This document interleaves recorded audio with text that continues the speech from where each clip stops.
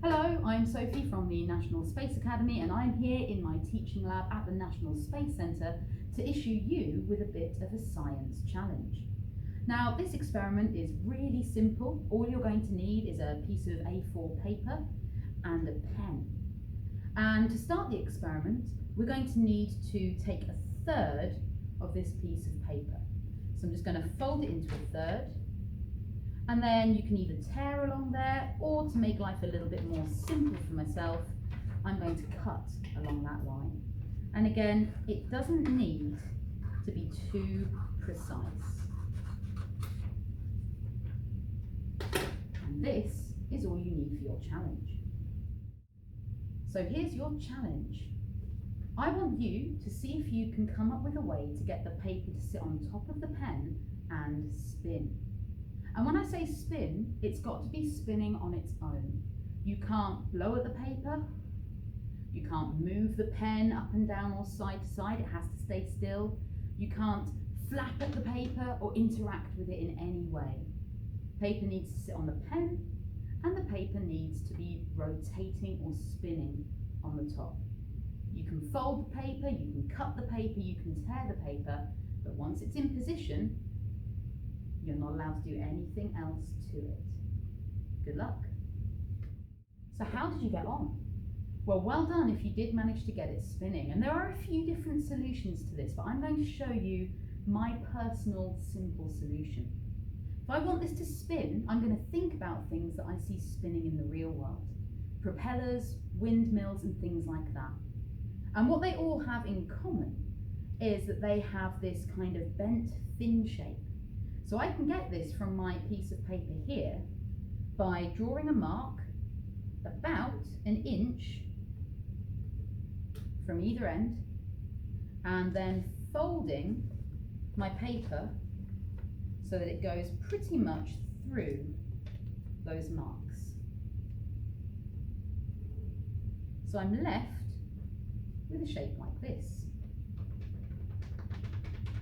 Fold it out a little bit.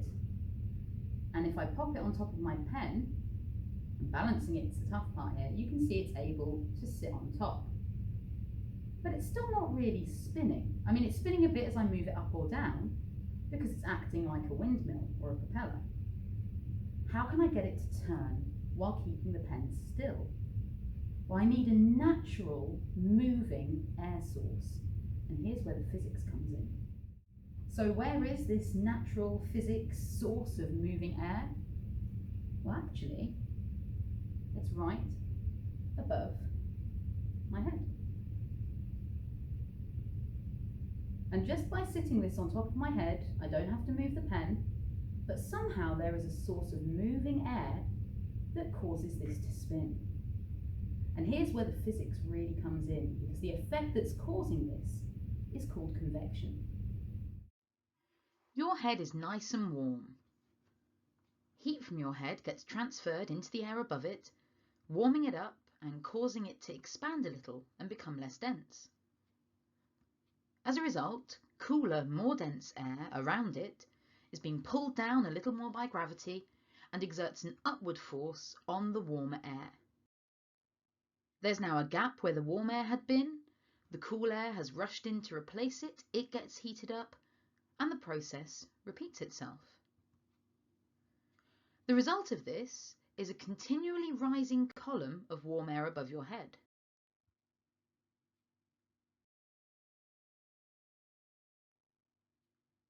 And it's this that drives our helicopter. So here on Earth, I was able to get my little paper helicopter to spin by using the warmer air on top of my head that was less dense than the surrounding air, and so rose up, causing a flow of air to drive this. Now here's your final question. Would this work on the International Space Station? Would this work when the astronauts are in microgravity? Here's British astronaut Tim Peake on board the International Space Station. You can see that since both the space station and everyone on board is effectively in free fall around the Earth, then gravity doesn't really seem to have any effect. It's still up there, but you don't notice it pulling things down. This means that our convection helicopter wouldn't work. Without the effect of gravity, the colder, denser air is not going to be able to displace the warm air, force it to rise up, and our poor helicopter is not going to turn at all. Unlike Tim. So unfortunately, our astronauts wouldn't be able to have as much fun with these helicopters as we do, because convection doesn't happen in microgravity.